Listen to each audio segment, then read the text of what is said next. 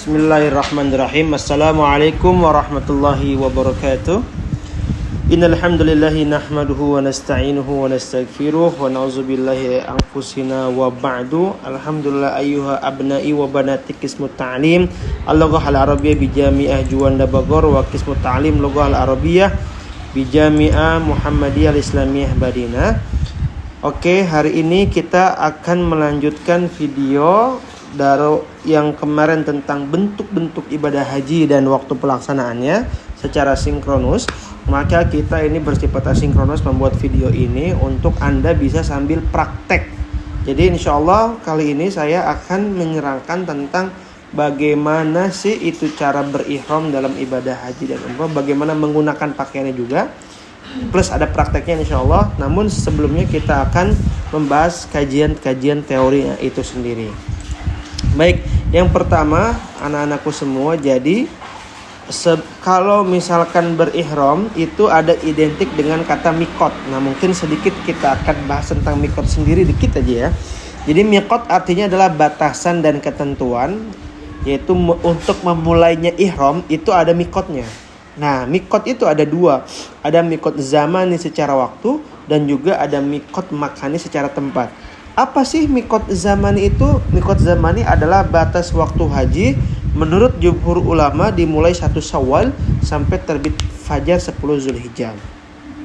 Kemudian apa itu mikot makani? Makani itu batas tempat untuk memulai berihram ibadah haji. Nah, biasanya yang sering disebutkan oleh para jamaah itu adalah mikot. Cuman kan mikotnya umum, tapi kalau yang lebih pas itu adalah mikot makani. Mikot makani mikot tempat. Biasanya kalau jamaah Indonesia itu kalau misalkan dari Indonesia mau langsung menuju Mekah itu mikotnya di Yamlamlam di atas pesawat, atau kalau misalkan mau turun di bandara Jeddah. Ada yang mengatakan dan insya Allah sah juga karena emang mengingat satu dan lain hal untuk daruratnya. Jadi nggak ada apa-apa untuk mengambil mikot. Biasanya travel atau KBH menyepakati di bandara Jeddah itu sendiri.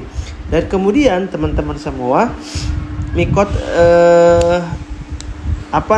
zaman itu waktu ya, batas waktu haji, yaitu ada mengatakan jumhur ulama 1 Syawal sampai 10 Zulhijjah. Jadi antara itu biasanya itu dipergunakan untuk rangkaian ibadah haji. Mikot makani jamaah umroh yang langsung ke Madinah adalah Masjid Bilal. Nah itu kalau misalkan yang dari Madinah menuju Mekah itu biasanya pakai di Masjid Zulhulaifah ataupun Bir Ali. Biasanya bis itu akan berhenti, atau kadang ada kereta cepat. Nah biasanya kalau kereta cepat itu mengambil mikotnya di mana? Ya di stasiun Madinah itu sendiri. Karena nggak mungkin dari stasiun kemudian ke Bir Ali lagi. Nah agak repot. Atau dari Bir Ali kan keluar, habis itu ke stasiun Madinah lagi, nggak mungkin. Oke, itu selesai kita membahas tentang mikot.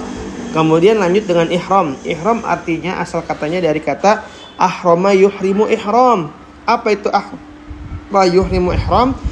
Niat memulai mengerjakan ibadah haji umroh selama kegiatan ihram tersebut. Seseorang diharamkan. Jadi ihram itu menjadikan orang itu haram. Jadi dalam artinya seseorang yang berihram itu suci, sehingga tidak boleh melaksanakan kegiatan-kegiatan yang tidak sepantasnya dilakukan, karena dia menjaga kesuciannya, menjaga kemuhrimannya, menjaga keharamannya. Maka seseorang diharamkan melakukan perbuatan yang sebelumnya dihalalkan dengan telah mengucap niat haji maupun umroh. Maka berarti seseorang telah memulai melaksanakan ibadah haji dan umroh. Jadi ketika labbaika Allahumma umratan, ketika dia niat, maka seketika dari ujung rambut sampai ujung kaki dan amal-amal perbuatannya dia dalam keadaan ihram, dalam keadaan muhrim, dalam keadaan suci, agar tidak membuat hal-hal yang tidak diinginkan. Anak-anakku semua, biasanya sebelum ihram itu disunahkan untuk mandi terlebih dahulu. Kalau misalkan dari Indonesia ya berarti dari rumah masing-masing kita harus sudah mandi. Karena nggak mungkin kita mandi di pesawat, nggak mungkin juga mandi di bandara. Biasanya kalau dari Madinah berarti itu mandinya di hotel. Kemudian membersihkan badan. Sama memotong kuku, menipiskan kumis, mencumpurkan bulu ketek, mencukur bulu kemaluan, kemudian memakai minyak wangi-wangian, kemudian pakailah 2 kain ihram, diutamakan berwarna putih. Sedangkan bagi wanita tidak ada pakaian khusus selama menutup aurat dan tidak memancing. Jadi kalau pakaian ihram buat seorang laki-laki itu pakaian putih. Nah, saya sudah menyiapkan 2 kain ihram ini. Insya Allah kita akan praktek nanti menggunakan kain ihram. Ini 1 dan juga 2. Dan teman-teman, untuk perempuan bagaimana pakaian kain ihramnya? Perempuan pakaian kain ihramnya itu tidak ada ketentuan mau putih, mau hitam, mau bebas. Yang penting suci, yang penting bersih. Namun biasanya terkadang jamaah Indonesia suka menyeragamkan, entah itu mau kena suatu travel, mau kena suatu KBIH, atau mungkin pakaian putih, atau mungkin pakaian hitam. Biasanya seperti itu sih kalau jamaah Indonesia. Warnanya nggak terlalu yang ngejreng-ngejreng. Nah, itu kira-kira pengantar sebelum berihram. Agar apa? Agar kita bersih, agar kita suci, agar kita udah potong kuku, potong kumis, pokoknya udah siap, benar-benar keadaan bersih, suci, siap fokus menghadap Allah Subhanahu wa taala dalam melaksanakan ihram untuk umroh dan juga berihram untuk haji. Selanjutnya anak-anakku semua, kita melanjutkan bagaimana caranya nih ya, contoh penggunaan ihram. Nah, kalau misalkan rida selendang di sini, nah, izar sarungnya di sini. Setelah menggunakan kain ihram, baru membacakan niat sambil menghadap ke kiblat, kemudian menuju Masjidil Haram sambil membaca talbiyah dengan suara keras kecuali wanita. Nah, jadi insya Allah saya akan praktek di sini bagaimana caranya untuk memakai pakaian ihram. Oke, saya akan praktek terlebih dahulu. Biasa memakai dari yang bawah dulu. Kalau yang bawah dulu teman-teman, seperti pakai sarung biasa. Jadi ini ada 2 teman-teman.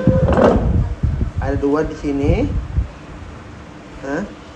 Ada 2 di sini. Kita pakai seperti ini. Nah, atau kita mulai langsung kita lipatkan di sini.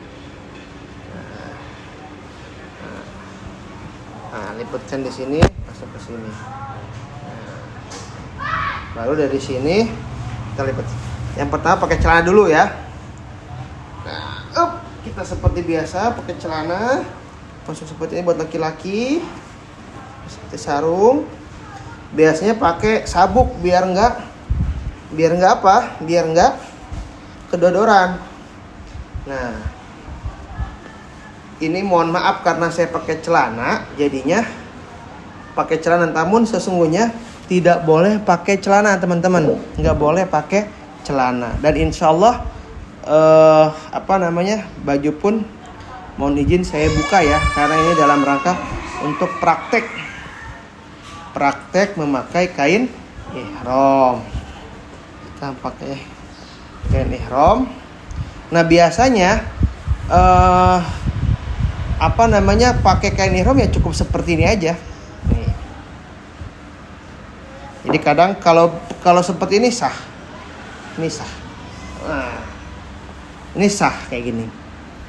Tapi kalau untuk benar-benar melaksanakan tawaf, sa'i sampai tahallul harus dibuka bajunya.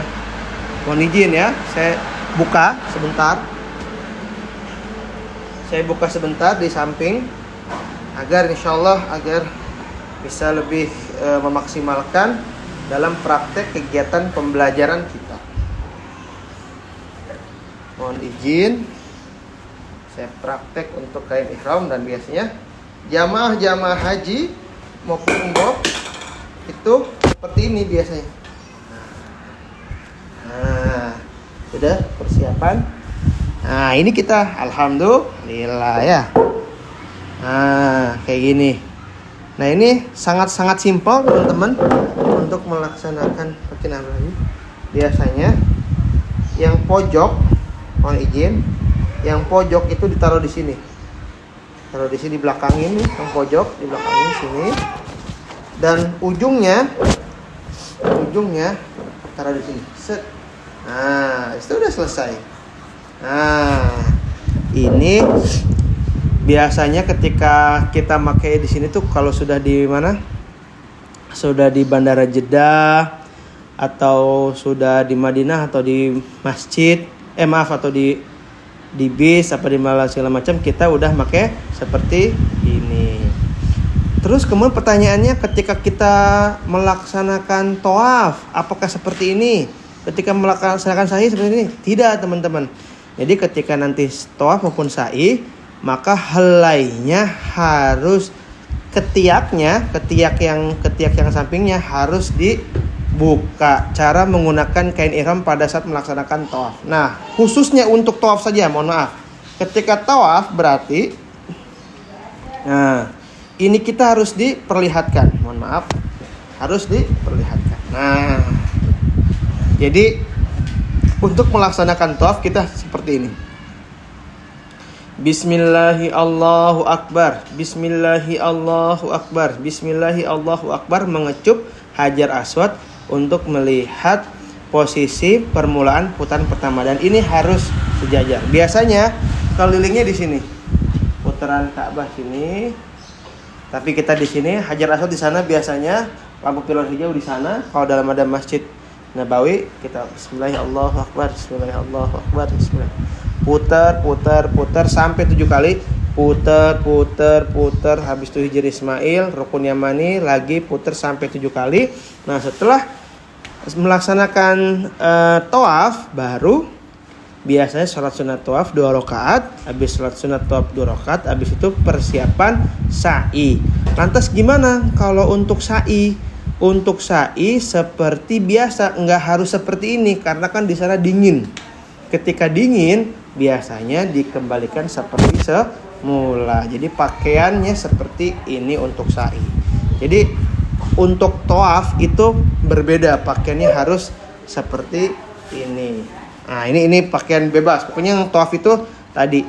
Jadi pakaian tawaf itu, jadi pakaian ihram yang berbeda hanya dalam keadaan tawaf seperti ini. Nah, dan seperti biasa setelah melaksanakan seperti ini, perbanyak dalam perjalanan. Kita biasanya niat dulu. Niatnya labbaika Allahumma umratan. Atau yang agak lebih panjang untuk umroh, nawaitul umrata wa ahramtu biha lillahi ta'ala. Atau misalkan untuk membadalkan orang, ada orang tua kita yang meninggal, yang wafat, kita bisa ganti labbaika Allahumma umratan an Muhammad bin Fulan dan lain sebagainya macamnya. Atau untuk haji berarti labbaika Allahumma hajjan, nawaitul hajja wa ahramtu bihi lillahi ta'ala. Dan setelah itu perbanyak membaca talbiyah. Labbaik Allahumma labbaik, labbaik la syarika laka labbaik, innal hamda wan ni'mata lak wal mulka la syarika lak, innal hamda wan ni'mata lak wal mulka la syarika lak labbaik, labbaik Allahumma labbaik, labbaik la syarika lak labbaik, innal hamda wan ni'mata lak wal mulka la syarika lak, innal hamda wan ni'mata lak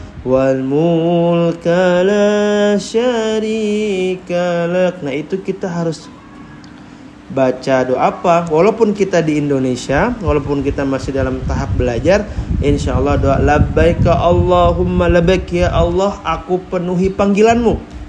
Ya Allah ya Rabb, aku penuhi panggilanmu. Semoga semuanya bisa melaksanakan apa yang kita inginkan untuk berumrah maupun berhaji. Mungkin itu yang bisa disampaikan teman-teman. Wallahu musta'an ila sabilir rahman. Assalamualaikum warahmatullahi wabarakatuh.